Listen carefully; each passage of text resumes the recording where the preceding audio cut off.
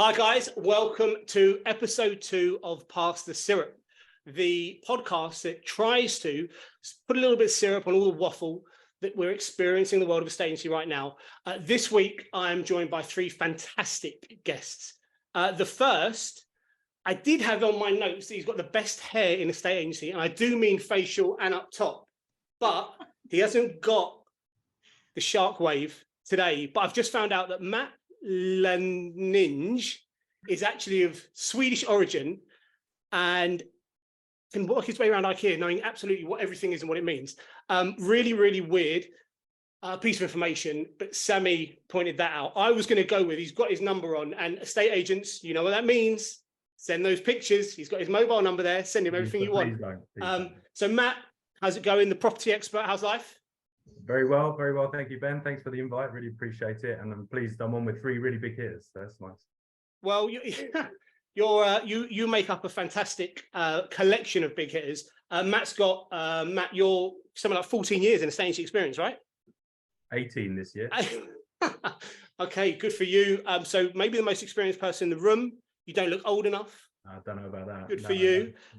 Next up, we've got Sammie. So Sammie, I ask everyone before they join us for a bit of information, a bit of prep, because we talk about different things in advance.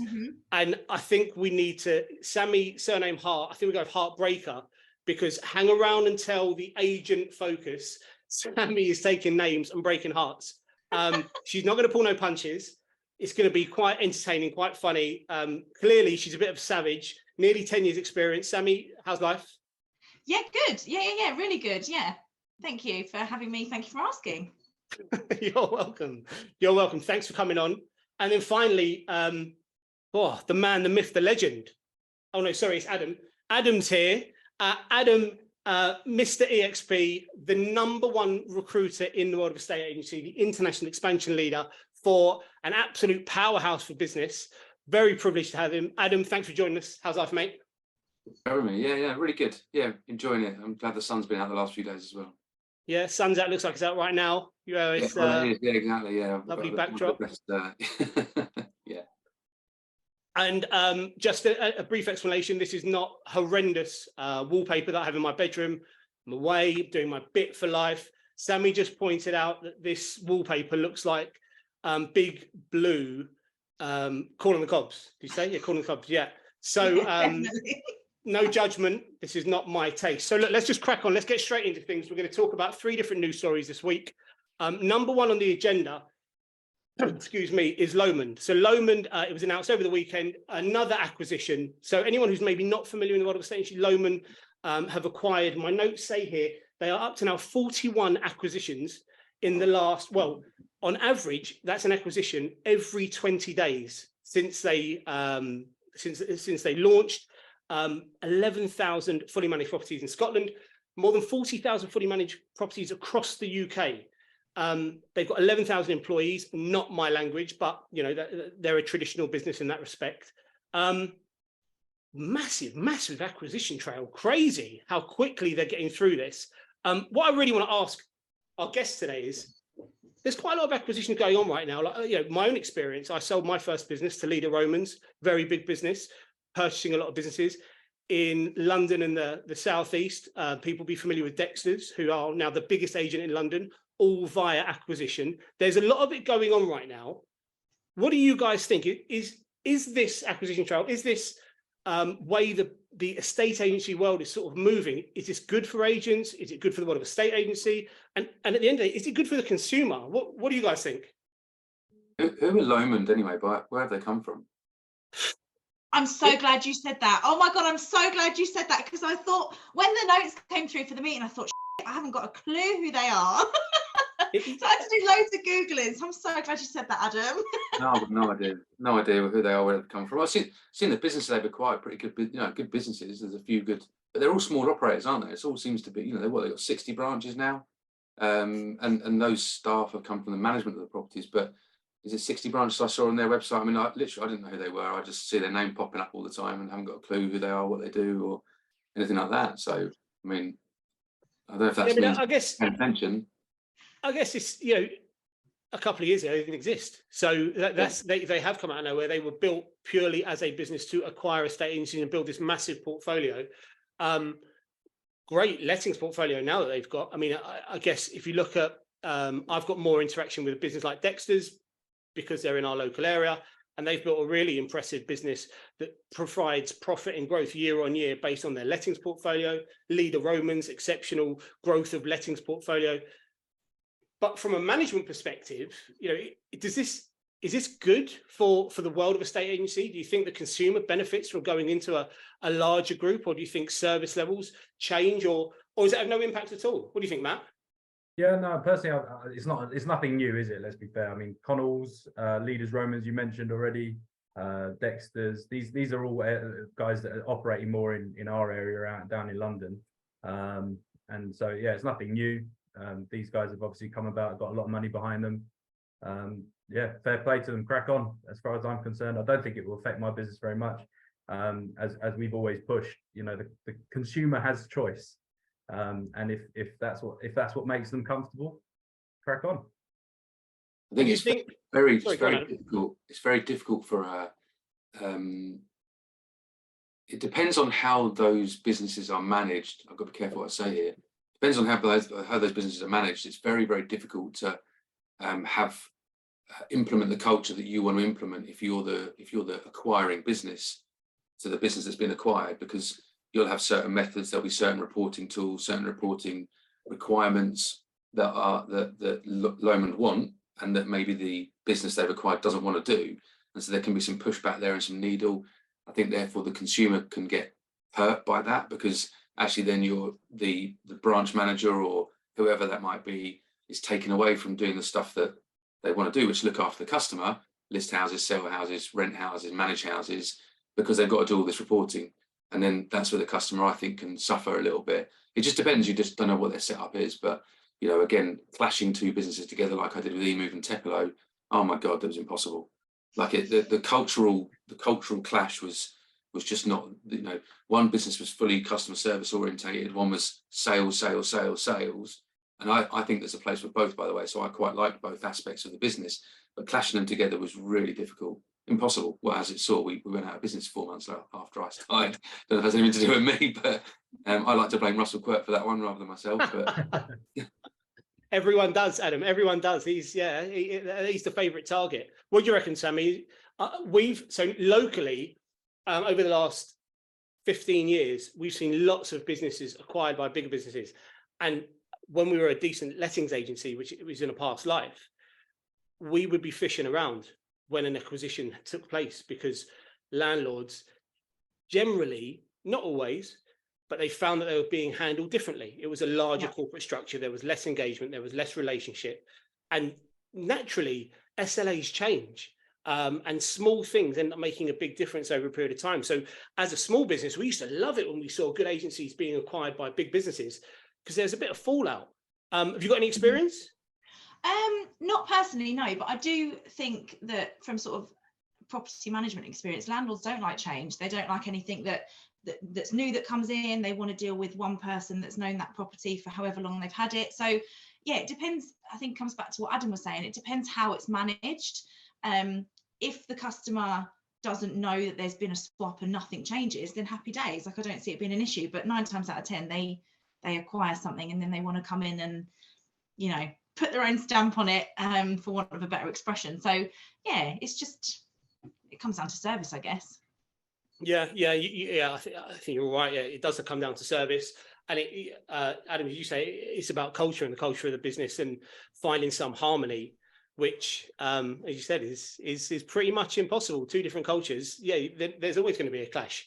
The fallout, I think, is the existing team, which, I've seen firsthand experience. An existing team doesn't necessarily want, after 15 years of one culture, to maneuver to a different. And yeah, the consumer is the one that suffers with that. But okay, all right, interesting. So yeah, Lomond, what I've got out of that is none of us know who they are. None of us. All 4 of us. They're in the news every other week for an acquisition. Love the loosening of the purse strings. What a business to have that sort of funding. But who knows? Let's see where they end up. Next up, did anyone read the 60-page report from TM Group. They do it annually.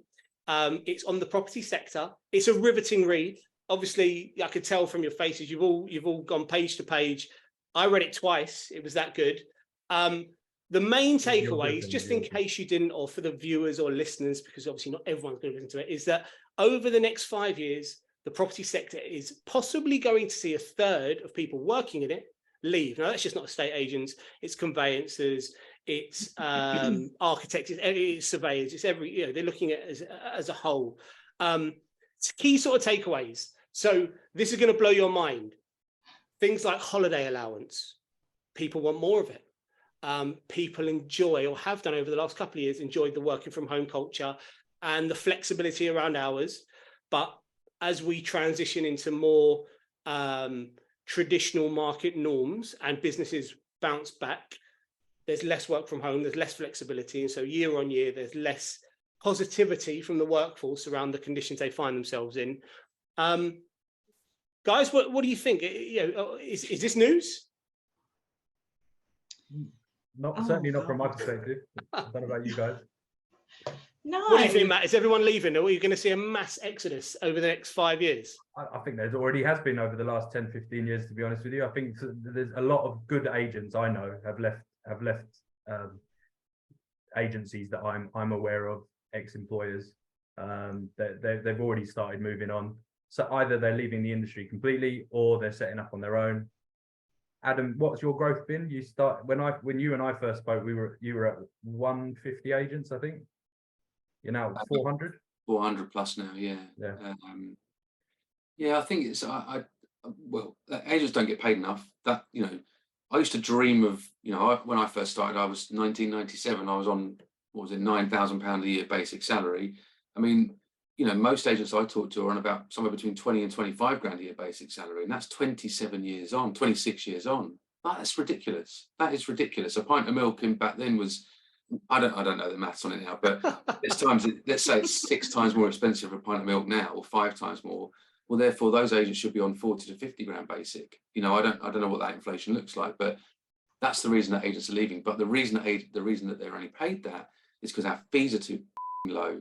That is the problem. Is we are underselling ourselves massively. I did the percentage terms. I mean, I talked to I'm good friends with the guys at Simplified, who own My Home Move, Premier Property Lawyers, and all those other businesses, and they are involved in more transactions than any other conveyancer in the country.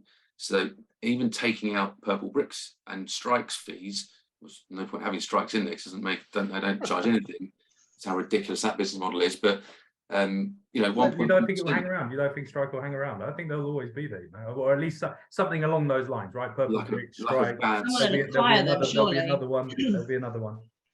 Well, but they're requiring purple bricks, aren't they? So it just depends on what they do. I don't know what's going to happen, but I think they'll probably lose the strike brand and just be purple bricks. But anyway, and then purple bricks will be free. That's what my prediction is, but who knows? But yeah, I just think that we're not charging enough. We're not valuing ourselves enough. The fact that we were, average 1.5, 1.6% average fee 15, 20 years ago, and it's now 1.1. No wonder we can't pay agents to stay in the industry. We should be charging 2% for the amount of work that we do. I talked to, I could go off, I won't get on my soapbox here, but the average... Do it, Adam, rant, do it. Well, the average agent around the world, so I work with about 23 other countries around the world. The average fee, the average commission they charge is 4.5%. Like, the Colombians are laughing at us. The Mexicans are laughing at us. They can't believe that we're charging 1%. When I go to meetings, they go, "Oh, what's your average commission, Adam, in the UK? Must be really good." I'm going, "No, it's 1% on the seller's side only." And the Colombians are just chortling in the background saying, "We charge 5%, split it between the selling agent and the buying agent, so everyone wins." Like, it's insane. Yes, in America they do their own contracts. The agent does their own contracts. So Matt goes and sells a property. Sammy's the buying agent, Matt's the selling agent, and they both do their contracts. They both do the conveyancing, essentially. That's the translation. We don't do that, but their transactions take 6 weeks to go through. Ours takes 6 months. So our time spent is much more than the time spent in America. So yes, okay, they might do more work. They may be more open to being, sued and litigation, as they would say in America. Litigation, baby. But we're spending more time with our client, and time equals money. So there is a balance there. All right, we're not doing the contract, but we should be charging more because we're spending so much more time with our client because it takes so fucking long to get a house sale through. And this is a little bit alien for me, or everyone's going, oh, well, it's all right for you. You charge, you scaled up a low fee business and we're charging £600. You were part of the problem, Adam Day. Yeah, okay, well, maybe I was. Hands up, I was wrong. I should have been charging 2% for my services because it was way better than the high street back at that time. Stop there. Sammy? I can't remember what the original question was. Don't worry, because we all knew that when I said these are the 3 new pieces we're going to cover, a third of agents are going to leave in the next 5 years. Oh, yeah. And there's a load of waffle out there about work from home culture, flexible hours. We need more social events. We need more holiday. I need more phone calls to check that I'm all right. What I need is more money in my bank account. That's what it comes down to. That's all it is. Everyone feels a lot better when there's more money in the bank account. And that, I don't want to make this is not a mental health thing, but actually your mental health is always a little bit better when you can afford to buy whatever you need to. That's just a fact of life. Everyone feels mental health stress when they're worrying about paying next month's gas bill. So Adam is absolutely right. He's just beaten you two to the punch. The issue is in the UK, we don't charge appropriate fees. Sammy, I'm going to put it on you. Why? Why don't we? Oh no, don't say that. Well, it is a case of, so I mean, I've had this conversation with a load of other agents before, and I would rather sign up a really decent house at 1%, knowing actually that I've got Mr. X, Mr. Y, Mr. Z, who I know for a fact it's on their wish list. But for me, like where I have to really justify the fee, it's, the easy part, or what used to be the easy part, is getting people through the door and getting the viewings and doing the negotiation. That's what we do. But what people don't see is the behind the scenes of, you've got to chase the solicitors every frigging day sometimes. Like I almost become a bit of a stalker with some people. Like, answer the freaking phone. We both want the same thing here. And now I've gone on a rant about something else completely different. But yeah, for me, I would rather, if it's a property that I know is going to sell and it's going to be, well, nothing's ever easy, is it? But if I know I'm going to get people through the door, then I will go, okay, fine, 1%, just to think. Oh, Sammy. I know that's really bad, but so you're the problem. You're the problem with this industry. I know, but I think I'll hold my hands up. No, there we go. I'm the problem. It's me. I think Sammy speaks to the majority of client will pay 2%. I'm telling you now. I've got a guy who's just listed a property in Barnet. It's 2.7 million. So everyone's going to go, oh, well, that's all right because it's 2.7 million. But what he said to the client was, look, do you want to deal with me or do you want to deal with one of these corporate agents? And the lady said, I want to deal with you, only you. And he said, fine. That's a good line. What I'll do is it's 2%. It's 2%, and I will deal with all the other estate agents. So he's trialed an American style model. He said, if one of the other agents brings me the buyer, I'll give them 1% and I'll keep 1%. And he's sold it in such a way that he's going to get all 5 or 6 agents that operate in the top end in Barnet to help him sell the property. And she's gone, yeah, well, I want to deal with you, John. I only want to deal with you because I don't want to deal with X, Y, and Z. He's now got 5 agents in Barnet all trying to sell that house for him because they're going to get 1% of 2.7 million. He's going to get 1% come what may. And so the sellers will do it. The sellers will work with that if you pitch it in the right way and present it in the right way and tell them that it's only going to be you. I mean, it's just an easy sales pitch, in my opinion. You should be charging double what any corporates. If you're and also, I mean, Ben Moore puts this really well in our group. Ben, everyone's heard of Ben, the one with the beard. He says that, by not doing it for 1%, you're freeing up that, 20, 30, 40 hours of work to then put that into the time of someone who will pay 2%. Rather than just doing it for 1% because it's going to be an easy sale, how much time is that going to take you? Regardless if it's an easy sale or not, go to the next one and say it's 2% and spend that time with someone who's going to give you 2%, not spend that time with someone who's going to give you 1%. It's all about time, and being paid for that time properly. It's so that example you just gave, Adam, of the agent who's in essence using the American model. We've had this conversation again and again in our own business. We're reasonably lucky because Fine & Country is we're at the top end of the market, so allows for price point, and actually we're reasonable on fee. We hold our fee, and we believe in fee, and we believe in points of difference and service level, but we're low volume. And I think in order to be really, really high touch point and fantastic service operators, you need to be low volume, and you need to be comfortable to walk away from those 1%. The 1% are the worst ones to work with anyway. You They know, are. those guys, They're the shittest ones to have. they're horrendous. They absolutely make your life a living hell. You see easy deal, and then it turns into carnage, and it lasts 9 months. Those extreme hagglers, we call them fee merchants. You'd rather not be doing business with a merchant. So, but back to Adam's point, that take it at 2%, broker it out, use the local experts who have got fantastic databases. That's a really great model, but I think it's all about whether the price point is high enough and whether there's enough fee to go around. I know some of the agents in London, they work in that way religiously, and it works really, really well. Matt, I know your average fee is not bad. What's your secret?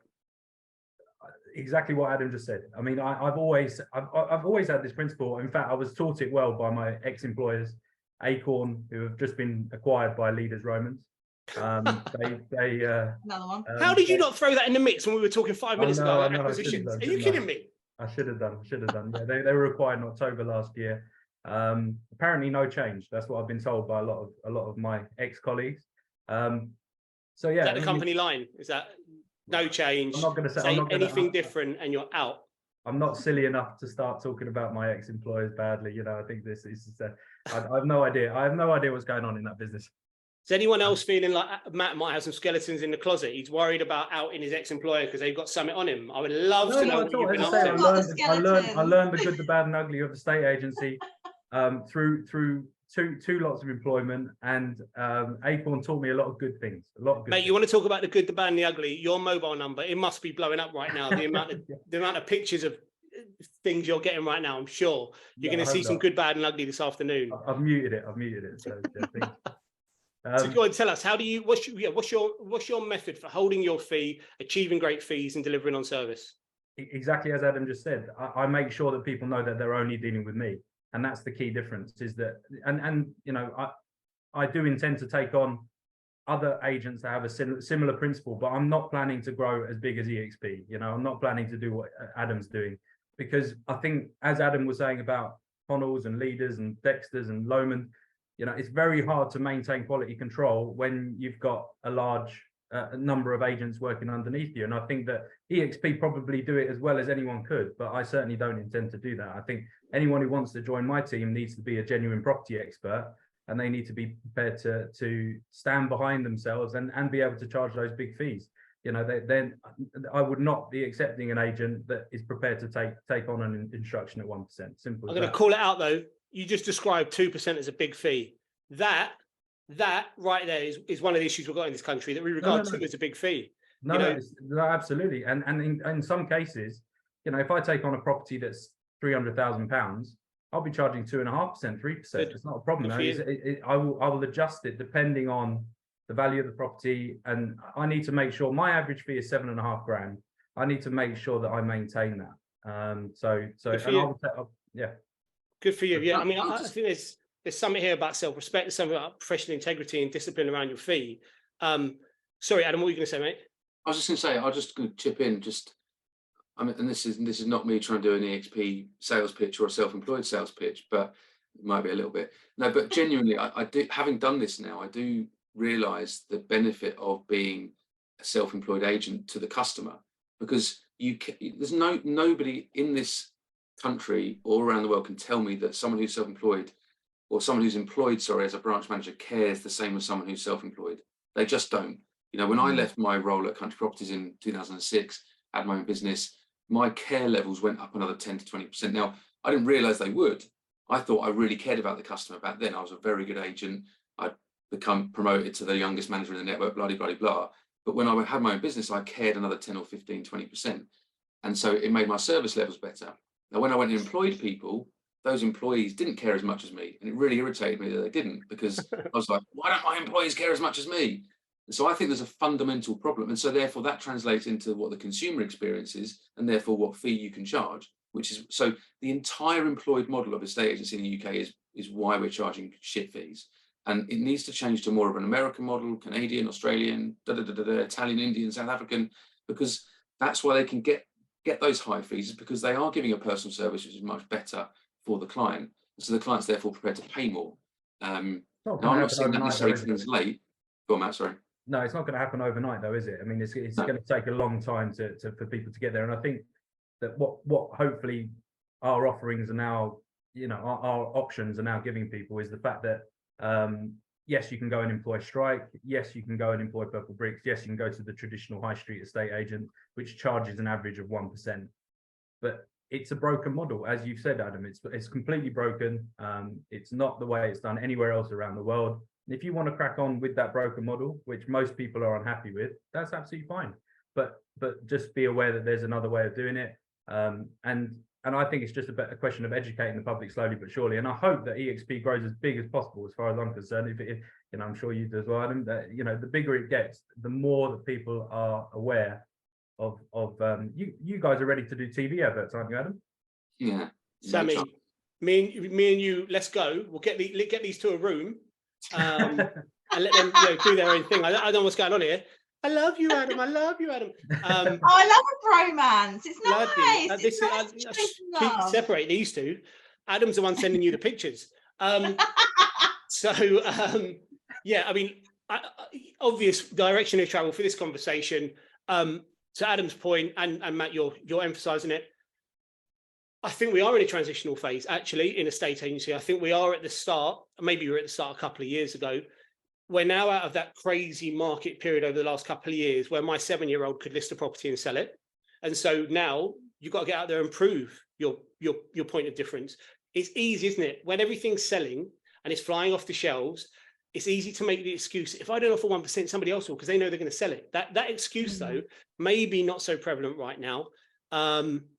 I would love to see a transition to buyer's agent, seller's agent, because I think that would force different behaviour and cultural shift within estate agency in the UK, but I think we're a bit of a way off that. My favourite analogy for, and this sounds horrible because I'm not anti-corporate estate agents. If estate agents, corporate world, whatever, didn't exist, I would argue that the four of us, or no, if estate agency in its traditional, you are employed by an agency, if it didn't exist, I would argue 4 of us wouldn't be here right now.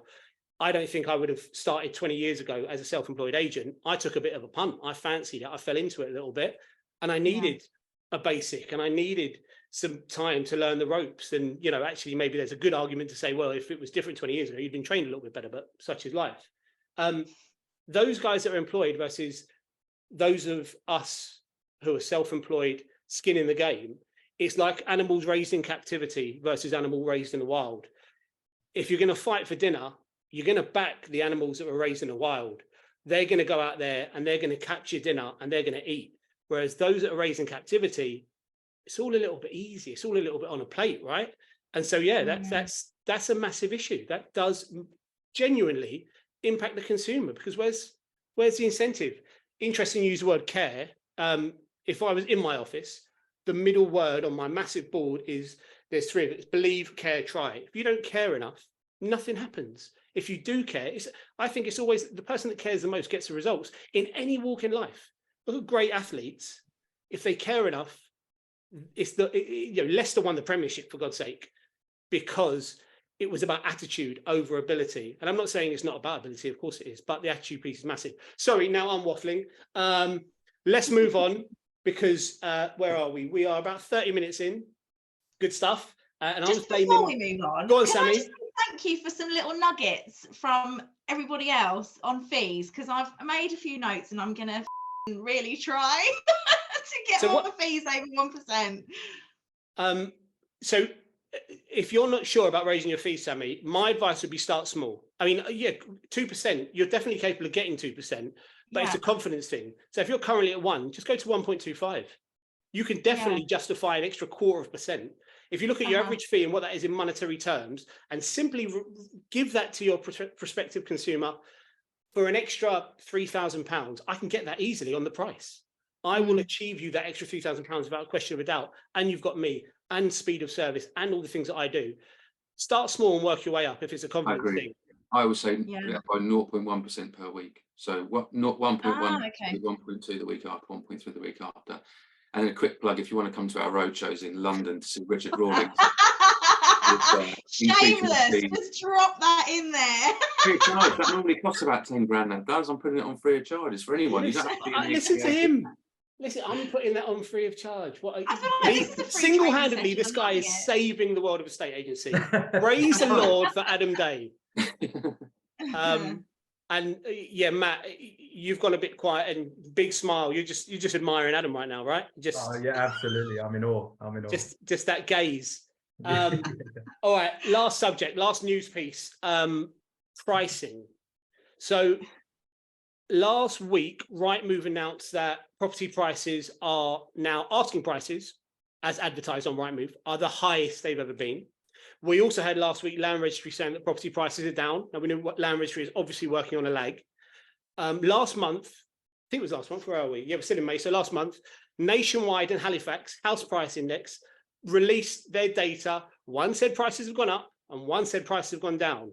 So my argument right now, or my position, my hypothesis, is that it's pretty confusing out there. As agents, and I speak to quite a few agents, do stuff like this, attend different events, agents feel quite confused. Self-employed agents and agents who own their own businesses are more in tune, but those who are employed in teams are maybe less in tune with exactly what's going on. And the consumer, if agents are confused, what the hell must the consumers be thinking right now? So, Sammie, we're going to start with you this time. Yeah. What the hell, you could talk about your area of the world if you like. What's going on in the property market of pricing? What's happening? I think that, so it's all very well and good with like the national news coming out and saying, oh, this is happening, but actually what's happening in your little patch, like what's happening in your postcode? I can tell you what's happening in Stevenage, but I haven't got a fucking clue what's happening where you are. And I just think it gives an unrealistic expectation when you're then on that sofa with somebody having the conversation about their value. Like I'm going to tell you what you need to hear to get your house sold. I'm not trying to make friends with you. I'm trying to sell your house. Do you know what I mean? In the nicest way possible. You're there to give them the advice that's going to sell their house. So for them to turn around and say, oh, well, the news says X, Y, Z. And I'm like, well, actually, this is what I've experienced. It's actually not quite what they're saying. So, yeah, I just think it's really area specific, personally. So what's happening in Stevenage right now? Well, I don't think prices are going up in Stevenage, certainly not from my experience. So I don't know where the hell this data's coming from. You know, you can go in and obviously Rightmove, what the listing price is never what it sells for at the moment. So, you know, maybe agents are just whacking it on higher to, that's what I'm not guilty of, is whacking it on high to then get the instruction and then go, okay, you've been on for 2 weeks, you're out of your cooling off period, let's, you know, knock it down. I hate that. Really, I've gone off on one again. It's okay. Sorry. I mean, we're going to rename the show to the Weekly Rant because last week it happened. This week it's happening. No, that's okay. Look, there's one thing that I think all three of us took away. You say you want to get your fees up. When you're dropping lines like "I'm not here to be your friend," there might be a report issue with the consumer. Oh, no. Maybe. I mean, obviously, I'm not going to say that to somebody. That's awful. But like in the back of my head, I'm thinking, well, I'm not going to just tell you that your house is worth 50 grand extra just to get you signing on a bit of paper. No, good for you. Good for you. The bad conversation then comes, well, you know, Sammie, you told me that it was worth this. Oh, well, yeah, it's actually not. And that's where the whole self-employed thing I love, because I'm accountable. I can't then hide behind someone else in an office and go, oh, I don't want to talk to them. You do the price drop conversation. No. Good for you. Sorry. Good for you. No, I completely agree. I'm very, very anti overpricing, as I hope all good high quality agents are. But we all know there are structures in place in certain businesses that encourage listings as opposed to sales. And that is, you know, another issue, but I won't begin that rant. Matt, in your area of the world, what are property prices doing right now? I would say they're fairly stable, but it depends. It really depends on the property. There are some properties where, you know, they've got a unique feature, they've got something about them where you could push the price a little bit and you can go a bit higher. There's a few examples that I've had on recently which I have sold well in excess of the best on the street or whatever. So we all know that price, presentation, and exposure are the three key elements, right? That's what those are the three key things that you need to think about when you're coming to sell your property. And if you put it on too high, that's going to be an issue. And I wouldn't pay too. And one thing that Acorn did teach me really well was to be able to counter anyone that was using the Land Registry House Price Index or the Rightmove, little blue book or whatever it was. I can't even remember what it was now. Anyone using that against, the fact that their home should be worth 10% more because land registry says so, I'd say look at your competition primarily. That's the first thing you need to focus on. Look at your area specifically. Land registry is completed prices. Rightmove is asking prices, and often it's national. It's not always relevant. It's not always relevant. Yeah, I completely agree. I'm very anti a national housing market picture. Don't get me wrong. I think what the national housing market is doing, it fuels conversation. That macro environment conversation around the coffee table is really useful to demonstrating trust. Go on, Matt. Sorry, what Chris Watkin is doing is excellent. I think that I think is really good, even though it's quite long. And you and I spoke about this last time because you said you've been a regular guest on there, haven't you, Ben? So you mentioned that it was too long, but I think know your audience, right? It's only going to be boring estate agents like me who watch it, and so I think it's quite a good thing. And it goes to specific towns around the country. He goes to different places, and I think that's really interesting. He calls out people. I think that's really good. Show the brands, show the ones that are doing well, show the ones that aren't. I think that that is not done enough in our industry, where there are brands that are selling 30% of their current available stock, and they're not being called out for it. I think that's disgusting because that leaves 70% sitting on the shelf, so to speak. And that's another thing that I often, traditional agents do run a shop. They're running a property shop, and often that's one thing that I regularly would use against anyone that I'm going in, sitting on the sofa against. Do you want to go with someone that runs a property shop, or do you want to go with someone that has 100% success rate? Yeah, I mean, I think you're right. Look, Chris's property stat show is brilliant, mainly because I'm on it, but secondly, because it does allow you to present macro information. The consumer considers a few things: professionalism, trust, rapport. If they're the important factors when it comes to building a relationship, talking about Stevenage or whatever local area, backed up by this is what we're seeing. A big, in our business, we talk about West London specific markets, then we talk about Greater London, and we have the national housing picture. But I also think it's really, really important to remember that the consumer is not looking for a historian. They're looking for an economist. They want to know what's going on right now. History provides context, but I want to know what's going on in the market right now and how you help me achieve the best price. And so, yeah, the confusion around pricing. I mean, big finish, Adam. This is just a ridiculous subject with the amount of conflicting news pieces out there. You've got, out of all of us, you've got the best access to real on the ground data and how your team are finding it and how they're handling this confusing period. What are you guys seeing at EXP at the moment? I don't read any of those reports. I don't pay any attention to any of them, really. I try to get ahead of it with statistics from, viewings, offers, ratio of instruction to sale, that kind of thing, because that will give me a clue of what the market is going to do on a macro level. And, I do encourage agents to look at their own micro, Stevenage. I'm in Hitchin, and, so I'm only around the corner. So I kind of know, what's going on in Hitchin, even though I'm not a practicing agent at the moment. I don't do any agency anymore. But it still not goes into my marketplace. So yeah, we're seeing, just for our own insight, we're seeing back to normal sort of sales to instruction ratio.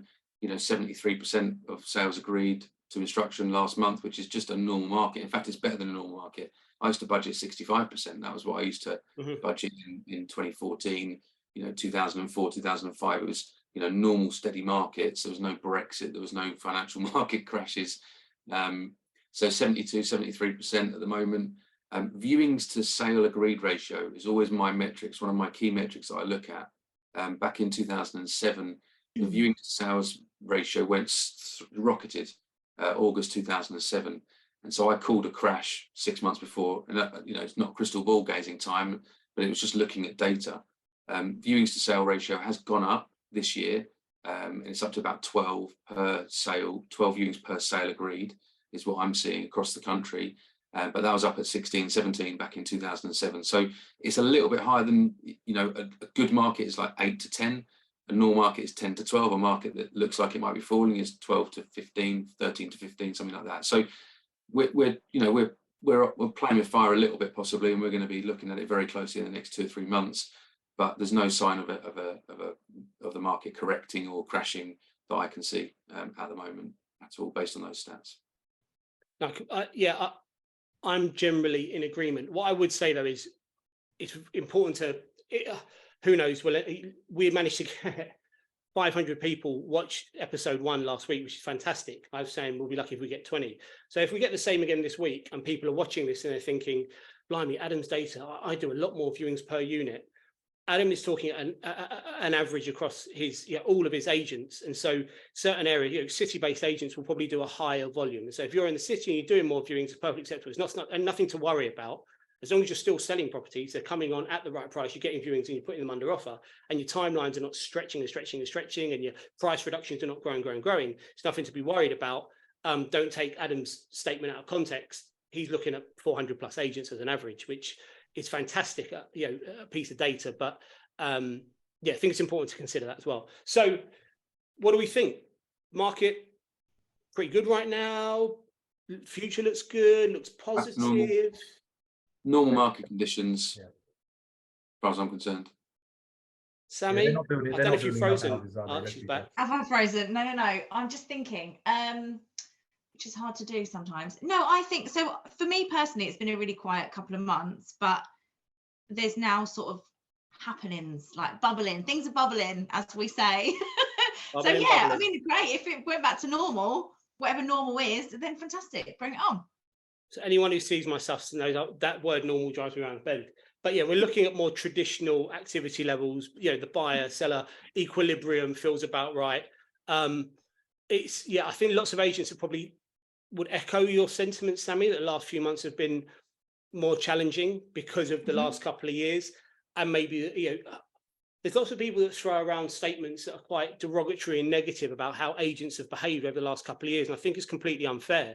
There's a lot of lazy agents. Anyone can sell a house. I said it earlier. My 7-year-old could have sold a property last year. It doesn't mean that the work was any easier. It doesn't mean that people became lazy. We were just a very, very busy reactive industry. So everyone was working really, really hard, but there wasn't enough time maybe for everyone to do the prospecting, to get ahead of the game, to make sure you built your pipeline for the future.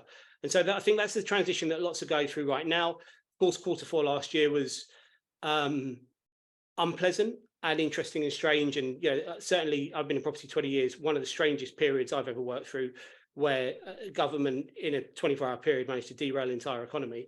But there are good signs that the rest of the year should be pretty positive, and I think people can take that away. They should take that away. That the rest of the year, if you do your legwork, if you do your groundwork, if you put your shift in and do work on your lead gen, and that actually means getting out there and doing the hard yards, then the second half of the year should be quite positive. I think, touch wood. All right, guys. So we've done the news. Bloody hell, we're about 45 minutes in. All right, let's rapid fire. We're going to cover. We're good in this industry. We're really good at tearing each other down. Absolutely masterclass. Could be taught by a lot of agents out there on how to destroy other agencies. We're going to tear people up. We're going to uplift. So, Matt, let's start with you. Tell us about the best agent you work. Just 30 seconds. Why they're a great agent, who they are. Because I think so many people watching this could benefit from using social media and digital to follow great agents and see what they're doing, because there's so much opportunity to learn from people outside your own network and group. So who would you recommend? Who had the biggest impact on you? Who's been a great agent you work with? Biggest impact? Well, if it needs to be current, then it's probably going to be Iain Cooper at Keller Williams. I think he's really, really good. He is local to me. But the person I had in mind initially was my old employer, my first ever employer, Tom Mulligan. He was just, and sadly he's closed his business now, but Bridge Development Consultants on Curtin Road in Shoreditch was my first gig, and he made me redundant in 2008. But I like him already. I like him. yeah, exactly. He was a smart guy. But no, he was so good at managing developers. He effectively built an estate agency business off of development consultancy, buying land in East London, or finding land and then getting developers on board. It was the right time. Obviously, it was pre-2007 that he built that business, and he set up the sales business. I helped do that with a girl called Lucy Phipps, who's really good as well. She went to Sterling Ackroyd and is still there, as I understand it, as the new homes manager. And so what made Tom so great though? Was it his entrepreneurial skill? He sounds like a bit of an entrepreneur. What was that sticks out for you? He was this wild entrepreneur. He was really switched on, but not, you know, he was dyslexic. He couldn't write a sentence. And I found that really strange as a young, you know, someone who was quite presentation orientated when I was younger, believe it or not. I know I don't look it anymore, but I was quite presentation orientated. No, I've swept it over I've done. I like it. Trying to follow Ben Madden. I like it. Yeah. All right, so Tom Mulligan and Iain Cooper is a current agent that you think is doing good things. So yeah, what we're going to do, guys, when this gets posted, everyone's details are below. Their social media links are below. So if you want to start to build up people to follow online who are doing good things you might learn from, just click the links. Adam, over to you, mate. Who would you highlight? Well, historically, Dave Gallagher, who's retired now, but he lives in France. He was brilliant. He's my original boss, and he was the first at everything. He wanted the internet first. He wanted Rightmove first. We were doing lettings first before any other business in Hitchin back in the day. And talking to lettings, Paul Dewhurst was the guy who brought the lettings business into Country Properties, and Paul Dewhurst is the second guy that he's still at Country Properties, still owns Country Properties franchise now. So Dewhurst, I still go out for breakfast with him now and again. And, you know, we had a little lovers tiff when I first left and went and set up Hatched, but, you know, we're mates again now. And, he's great. He's probably the best estate agent in the living room I've ever come across. Like, he is unbelievable. I mean, he used to joke that he would bore people into submission to signing the contract. But he didn't bore them. He asked them genuine questions. He sought to help them. How do I help you to move house? And he would give them over information, and he would kind of bore them to a degree, but he was so pleasant and helpful and considerate of people's feelings and the situation. And yeah, brilliant. I'd say Dave Gallagher was like the complete opposite. It was a whirlwind. He was a tornado. And then current people, I mean, not particularly doing anything online, but have influenced me: John Cook, Bob Scarf, you know, those sorts of guys. John Cook was amazing to work for. Incredible. When I was at Easy Property, you know, a lot of knowledge. Took a lot of inspiration from him. So yeah, so John, I bits and pieces with John, because obviously head of Nurture Group owned Fine and Country, and yeah, he's almost a machine. You know, you can see it in the eyes of certain people that you're in the room with them for a meeting, and they're just moving at a different pace to everyone else. I find him very impressive. Okay, so we're gonna highlight Paul. Dave's not in the industry anymore, so probably not going to provide much content for everyone, but we'll certainly highlight Paul and Sammie, the heartbreaker. No, so go on, do it. So I feel like I've misread that statement now. Sorry, the cat's now kicking off at the same time. So I don't want to be a dick. Do it, Sammie. Just do it. There's so many lovely agents, and like the estate agency dinner, everyone's really lovely, and I feel like slowly but surely we're trying to like break the stigma and all be friends, and it's all really nice. I probably had so I fell into it, worked for one agent for 6 years, and I feel like I'm going to break the sort of trend of this chat and not shout that out, but we won't say who you worked for, because it's only going to go negative. What I will say is, when I was doing a bit of research before we got together, I looked up who you used to work for, and they don't even have a website. I mean, do you know what? That's next level. Well, I won't go into it because we'll be here for another 4 years. But no, and they haven't since 2016. But I think, having now not escaped that, but having left that, I am really, really grateful for, like, well, I never knew LinkedIn, but obviously Steve at Benjamin Stevens has given me the opportunity to then run my own thing from home, and I'm obviously like incredibly grateful for that. But I learned so much from a load of different agents. So yeah. Oh, you bowled it, Sammie. You've absolutely bowled it. Do what you say what you were going to say. Okay, so when you sent that through, I thought to myself, hell, I'm really struggling to think of one standout agent who I've physically worked with. And so yeah, that's me done on So that poor subject. old Sammie. I feel sorry for Sammie because she's never worked with a great agent. And the best part is that the group she's a part of right now, like I'm gonna message Steve straight after we film this. Now we've got it done. Steve Wayne of Benjamin Stevens, who I get on well, good mate. We're both closet QPR fans. He's not in the closet about it though. He tells No, but we everybody should all be. the time. Sorry. Well, I'm the closet fan. We should be in the closet about supporting QPR. That is not something you announce on a bloody podcast. But I'm going to slaughter him right now. What's that? Is that Chelsea? No, I'm a Spurs fan. Spurs. I wouldn't do that on a podcast either. I mean, estate agents got something in common. Steve is I can't wait to message Steve and say I just had Sammie on, ask her for the best agent she ever worked with, and she says she's never worked with a good agent, not one. What does that say about you and your network? They must be absolutely awful over at Benjamin Stevens. So yeah, good stuff. That's what I like. Do you want to shout out somebody else though that you think is worth shouting out? No, it looks like if you can't even remember their name and you've got to check your notes, I'm going to say it's a no. I feel like I'm going to be rinsed for it, but I think that I work with a couple of really good solicitors. One is Karen Newman, and she works for Setfords, and I know that Setfords get a real shitty reputation. But Matt's nodding. Matt, do you know these guys? Well, no, Johnny Hamilton is my guy at Setfords. He's brilliant. Okay. Yeah, and I do think that it's who you work with at the firm, right? Yeah. Well, they're self-employed. They're self-employed, so it's the same. Yeah. So like Premier, no offense, Adam, but like Premier Property Lawyers give me PTSD because I did buy through Purple Bricks, and that's who they recommend. Years ago, this was, and honestly, it was the worst experience of my life just because of them. But it's who you get at the firm. And I've massively learned that over the last 3 years, not to tar everybody with the same brush, but All right, so we're going to move on because we've definitely covered off. Yeah, we've gone in a funny direction. So I'm conscious of time. I just want to do quick fire. What we've seen, anything you want to highlight, what's working really well from a digital and social perspective, because I honestly think for new agents and agents starting up on their own, social media and digital is almost a leveler. It's a great opportunity for newer agents, younger agents, maybe not necessarily younger, but new to their own journey or earlier in their journey. This is a way for you to compete with bigger agents. I genuinely believe that. So if we could point out some guys that are doing great stuff and spread that love. Adam, should we start with you? Yeah, video. Anyone do video? It's all about video.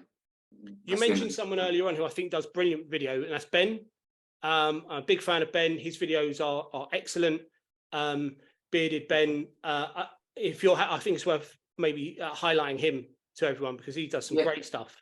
He does do some really good stuff. I mean, in a way though, it's too good. It kind of, you look at it, I can't match that. I can't beat that. I can't get there. So, I would look at videos that are maybe not as slick, not as polished, and just take inspiration from that. It's the biggest fear is doing video and being ridiculed. But you look at people like, Dave Turnbull down in the southwest did a video of the best Cornish pasty in his town, of the town of Tavistock, which actually is in Devon technically. But he was able to do the best Cornish pasty in Tavistock, and he went around all the different bakers, tried a Cornish pasty, and that got massive interaction in his local area. And all of a sudden, Dave Turnbull's now the Cornish pasty celebrity in Tavistock. That just go to loads and loads of the EXP agents, but also lots of other self-employed models and agents are doing the same sort of thing. So video about property, video about anything to do with your hometown. If you love your hometown, you put it on video, you'll win, no question at all. Yeah, absolutely. Couldn't agree more. Been a massive advocate of video over the last couple of years. And actually, I think the most prevalent point is don't look at the guys that do amazing video and think, I can't match that. I can't do that. I can't produce that.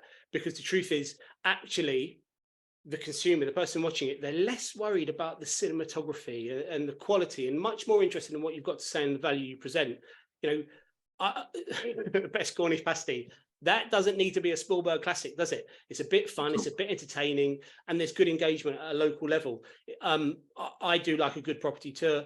And I think the better quality you can do, of course, that's great. But actually, I'm using my iPhone right now, and I use it for pretty much everything. The quality of an iPhone camera right now, you don't need to spend a fortune. You just need to bite the bullet and do it. If you don't see your face on camera, listen, you walk into a shop, you don't put a mask on, everyone can see your face when you walk into a shop. So it's just the same on camera.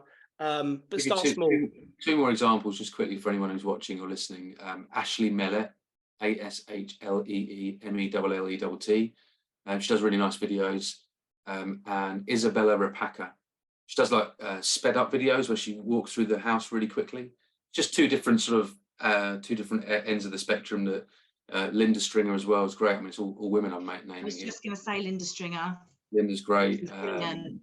Okay, yeah, so so we are going to put all these guys underneath, so you can follow them, you can watch them, you can see their stuff. We'll put all of them. The more, the merrier, because there's no limit to how much we can learn around this stuff. So that's great.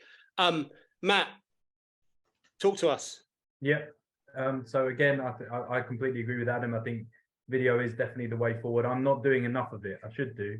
My latest Facebook reel, my only Facebook reel, has just hit 200k views, which I'm really pleased with. But it's my only Facebook reel. What are you doing in that video to get 200 views, 20,000 views? I think it was a special house, and I think it was a good house in my local area. And I like to think I've added a little bit of quality to it. But panache. Like you say, you're not meant to. You shouldn't overthink it, and I'm definitely doing that. I'm not doing enough of it personally. The Modern House, I think, are doing a really, really good job of cornering the quality focused people out there that want to spend a bit of time looking at videos, have a bit of a story behind it. So if you're asking for someone to follow, I would say the Modern House are doing something really different and doing something cool. They're an agency. But so yeah, we had the same thing last week. We went Big Finish, and Vish highlighted DDRE, high-end brand, unbelievable properties, crazy production value around their videos. And actually, Modern House sort of, for me, falls into almost a similar category.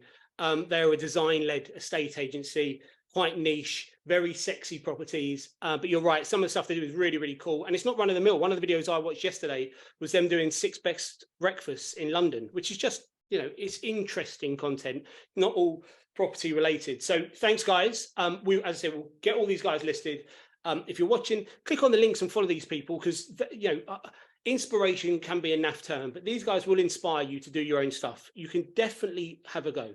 Okay, last segment, 30 seconds to blow people's minds. If you are starting out today, or someone's hit a rut, or all we want is 30 seconds, one great thing or the best thing happening right now that you would recommend agents do, try, have a go at.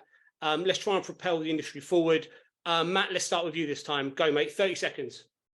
Do videos. That's I think Adam touched on it. So it is the best thing. Crack on with it, boys and girls, because it needs to be done. It's without a doubt, it is essential now, I think, for agency. So crack on with it, boys and girls. I like that line. That might be a takeaway line for this episode. The thing, so for those, so many people, you just don't realize, maybe 10% of agents are really engaged with video. You just don't realize quite how many are not getting involved. For those that are not getting involved, if you could call 5,000 prospective clients every day, how much business do you think you would do? So my argument is, by posting a video and talking to 5,000 people, because getting 5,000 views, that's a big number. Let's say you can get 500 views, which is, in the first couple of weeks, you'll get to 500 views. If you could post a video and speak to 500 people every day, there's no downside. I mean, as long as you're not waffling on about absolute nonsense like I am right now, you're offering some value. If you've got something to say, if you've got some information to share, talk about property prices, try and pick apart what's going on in the world of property, because people want to hear that. Yeah, absolutely. Couldn't agree more. Video. Okay. Sammie, what's your thing? I mean, I'm like a broken record. I would second it. I'm not consistent with it, but when I do post often, that's when you get the most traction. So I'm guilty of not doing what I'm saying that I should be doing, but being relatable, like the Cornish pasty thing, like Hitchin, Adam, they do the street food festival, post that, go to that, and then that's where you tag all everyone else's businesses in, and then they think, oh, who's this tagging me in, and then they support you and all that sort of shit. So yeah, just be relatable, and you don't always have to be polished. If your hair's not right or you've not got any makeup on, obviously not for you guys, but I don't know, maybe it is, but just do it. The fear right there, the fear that you might offend us that we wear makeup. Oh no, maybe you guys can wear makeup if you want. This is the world we live in right now. I don't know. Do not offend 3 men because they're not. What do you mean I can't wear makeup? How dare you? You're going to kick you out of this webinar in a minute. So just Sammie, beyond video though, where are you? So you're talking about consistency. Where should people consistently be posting their videos? Oh, so I personally get the most results from Instagram. However, going back to Steve, he gets a load of traction on LinkedIn, which I haven't really found. So maybe I'm just not following the right people or not connecting with the right people. But Instagram for me has been like a, people will, DM me for evaluation and stuff like that. So I think see what works and then be consistent with what works for you personally. Okay, that's good advice. Yeah, so work out what works for you, run the plays that work. No one's mentioned it today, but just as somewhere else you can post is Facebook, and people, Facebook is maybe not as in vogue right now, but posting to local Facebook groups. And I'm not saying, I've just sold this or I've just listed that. That won't go down particularly well because local Facebook groups do love to poleaxe an estate agent. But if you can post about the local area, the foodie festival or whatever it might be, build up your reputation in a local Facebook group, because that is where the people in your local area are operating. And that doesn't get talked about enough. And I know there are agents out there interacting really positively on Facebook. So worth thinking about that. Adam, big finish, 30 seconds. What are you advising people should be doing? 30 seconds, you've got to identify your audience. So touching on the Facebook thing, you need to be posting in front of the right audience and the mass audience where you can. There's no point posting on a business page on your Facebook that has no followers.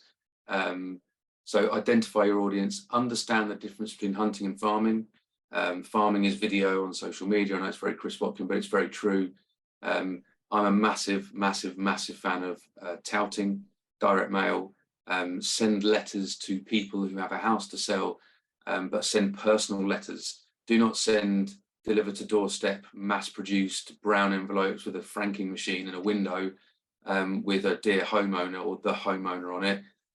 Write the address out, use a coloured envelope, send it on, on a Thursday, so it lands on a Saturday when they've got no viewings. Learn how to take those phone calls from those letters. They're really, really tricky phone calls, but you need to learn how to do that as well. And as the guys have said, and as I've said, video as well. Another quick shout out to Gary Bartlett, who won our video of the year last year. He was brilliant, Gary Bartlett. Craig Stevens is doing good videos as well. But yeah, and Sammie mentioned it. The most boring thing I can say is consistency. Whatever you do, do it consistently. There's no point sending one letter and then never following it up. There's no point doing one video and not doing more videos. If you're not going to do that, then you won't. If we're going to talk about self-employed, you won't make it, but you won't get instructions, you won't get leads if you're not consistent. It's a very boring answer, but it's the best answer I can give is consistency in anything you choose to do. Adam, I love that you're boring, mate. That's what we're looking for. That's consistency is, without question. Sammie, I mean, come on, that's not that much of a funny line. But you're right, absolutely, couldn't agree more. Doesn't matter what you're doing. If you only do it once, you're only going to get one result, if that. And it's funny because people have stopped talking about touting, which I find really strange. 20 years in a estate agency, touting has been bread and butter, stock winner, opportunity creator. People just don't seem to do it anymore, which in itself creates massive opportunity. People aren't doing it. You're making a difference. Do I keep freezing, by the way? A little bit. Jumping a little bit, yeah. Okay, all right, great. This is Wi-Fi whilst abroad. All right, guys, this has been really slightly better than last week. I'm just going to share with... Oh, go on, Matt, do it. Do your thing. Big finish. I just want to shout out one more industry trainer, because Richard Rawlings was mentioned earlier, and Julian O'Dell, for me, I went on 3 training sessions with him when I was employed, and he is excellent. Sadly lost his wife, I think a couple of years ago, to cancer, and he's back in the game now, as far as I understand, and he's doing his marvelloustraining.co.uk. I learned a lot from him about upping fees and about being able to hold my value and touting and being able to deal with a challenging market. The market has changed, and being able to deal with that is quite challenging. And sometimes it's good to have a bit of training, believe it or not. Believe it or not. I just can't remember when Richard Rawlings was brought up. Who brought up Richard Rawlings? I was at my road shows in June. Oh, sorry. Tell us a date, Adam. Tell us a date. Adam, let me set you up again. Well done, Matt. Road shows, who knew? Sorry, I'm just looking at Sammie. We didn't do your digital social, did we? No, so I actually was gonna drop the link in for the Do It for Dom climb that I think was it over 100 agents / industry professionals? I think there were 1.2 million agents attended that event. The industry shut down for the day. Everybody was there, but yeah, so completely not the point of highlighting digital and social. I love that every single segment we've done, you've gone in a different direction. Tell me the heartbreaker. Like, I'm gonna have to work on the way I communicate with women, clearly, because I'm not. Yeah, my wife tells me this all the time that she hasn't got a clue what I'm talking about, and you've just confirmed it. So we will throw that up there because Do It for Dom was a great event. They're really close, I think, to raising it's £35,000. So we're going to post that below. If you've got a few shekels to throw in the pot, please do. Well done, Sammie, for raising that and bringing that up. And well done, Matt, for chiming in and talking about industry trainers, just to get Adam's Brojo in one more time. No, that was not deliberate. No, I love you, Adam. So let's just do the final thing, same as last week. Chris Watkins is going to sign us out with his weekly Watkins whimsy, which, yeah, I mean, I've got nothing. It's weird, it's wonderful. I asked him to contribute, and this is what he produced for us. So here we go, guys. I'm going to play it for you all now. If there's one thing that I've learned in life, and probably even more important things than life, estate and letting agency, is that the shortcut is actually the long game. You need to nurture relationships. You need to aim to connect with people. We are in a people business. Everyone says that, but we don't act that way. We need to consume great books and great information, watch videos, learn from the best. It amazes me in this industry that there's probably 8 or 9 trainers who can train and develop you to be better estate agents. Do the work. There are no shortcuts. Make progress instead of excuses. The shortcut is the long game in estate and letting agency. Walking out.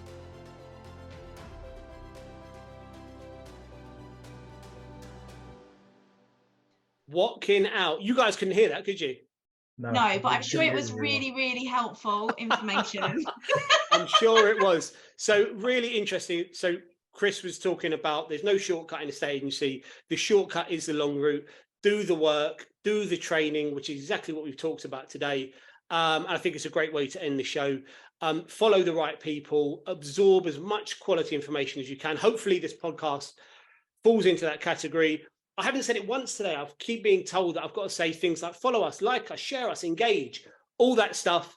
Thanks, guys. You've all been, well, Matt and Adam, you've been brilliant. Sammie, you've been a thorn in my side the entire show. You've managed to every single segment. Yeah, it is like having my wife on the podcast. Great work. This is my hour a week to get away from that. But thank you so much. Adam, Matt, it's been emotional. Cheers, guys. We will see you next week. Thank you. Cheers. Take it easy.